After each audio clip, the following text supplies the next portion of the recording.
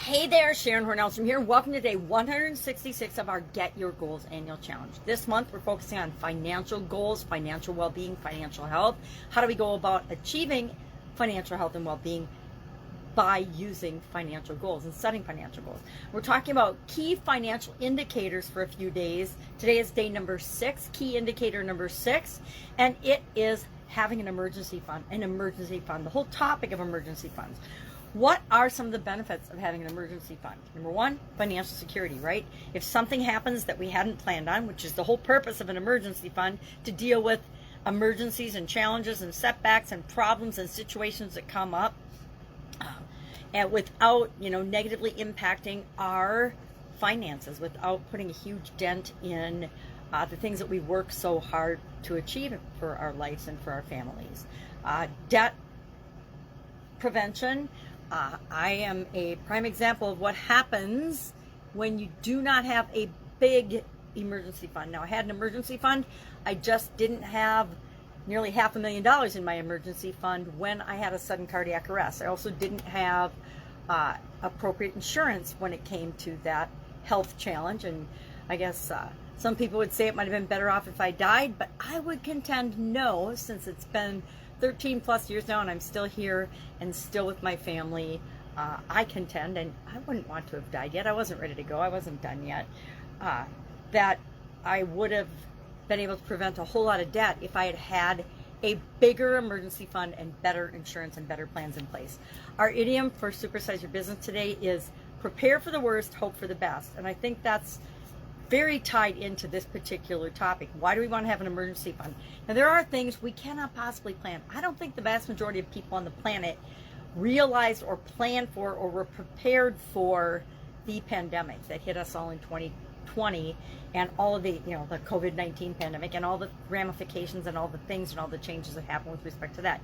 We had some things in place, and I was much better prepared for that situation than I was for my sudden cardiac arrest originally.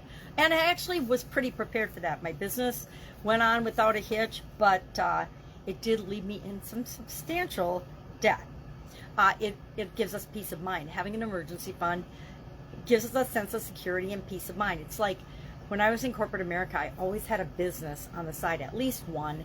And so that gave me a sense of security and confidence that I could make decisions and choices that were right and best for the situation, because I didn't have to worry about if I lost my job or if I lost my job and I didn't have that paycheck every week or every month. I got paid monthly back then. And then it allows us the ability to seize opportunities. If we have an emergency fund, we can use that emergency fund for opportunities as they come our way. Guess what? People call things a once-in-a-lifetime opportunity, but I don't really believe there's such a thing. I think opportunities like unlimited, limitless opportunities are around us all the time. It's just, are we ready to take advantage of those opportunities or not? Most of the time we're not, because it's not the right time. We don't have the right funds. We're not prepared as a human being to take advantage of that opportunity. So those are just some of the reasons and benefits of having an emergency fund. So how do you go about building an emergency fund? And then how do you manage it once you do build it? Number one, what size emergency fund do you need? I had an emergency fund, which was about a third of the size I needed when I had my sudden cardiac arrest. I don't know that I could have planned for that. I could have had better, stronger health insurance, but that was about it. And that was, during the crazy times of Obamacare, yada, yada, yada. I could make excuses, but the truth is I just didn't have enough good insurance or a good enough backup insurance plan to cover me for all of the expenses that I incurred.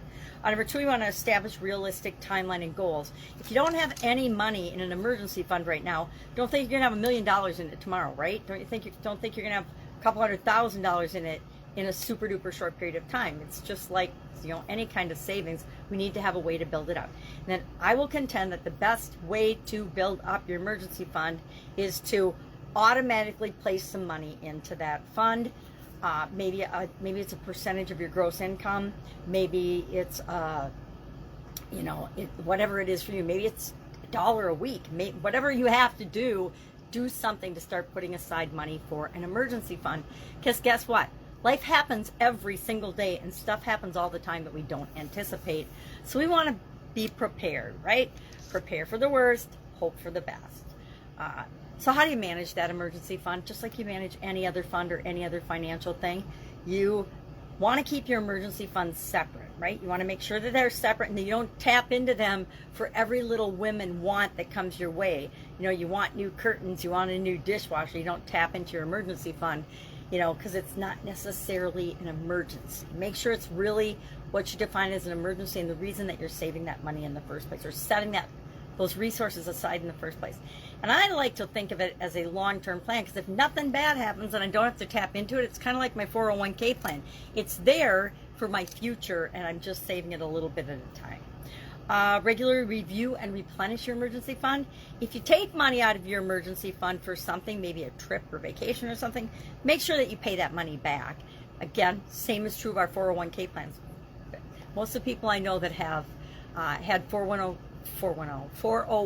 plans and tapped into them for certain things, you know, oh, I want a new boat, I want to pay for my kids' college, whatever, live to regret it, because they take that money out, pay the penalties or whatever depending on your age, and then never put it back. And so they lose all of the interest and all the benefits of having that 401k in the first place.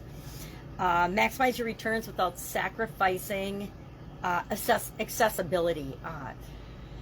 You want to have your money in something that will get you some interest, and nowadays it's even harder because inflation's up and interest rates are tanked. Make sure that you're putting it in something that's very liquid, because you want to have access to that money at the drop of a hat whenever you need it. So you're not going to put it in a 2-year money market.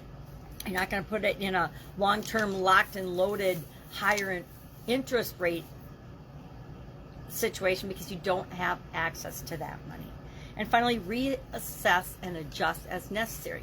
I now have a much bigger emergency fund than I had back in 2010 because of the lessons I learned by not having a big enough emergency fund back then.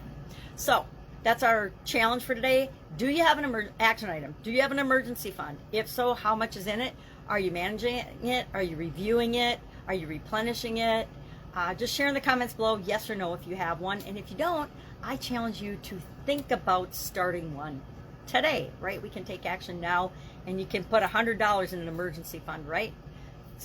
Get a separate savings account at your bank or something and start an emergency fund.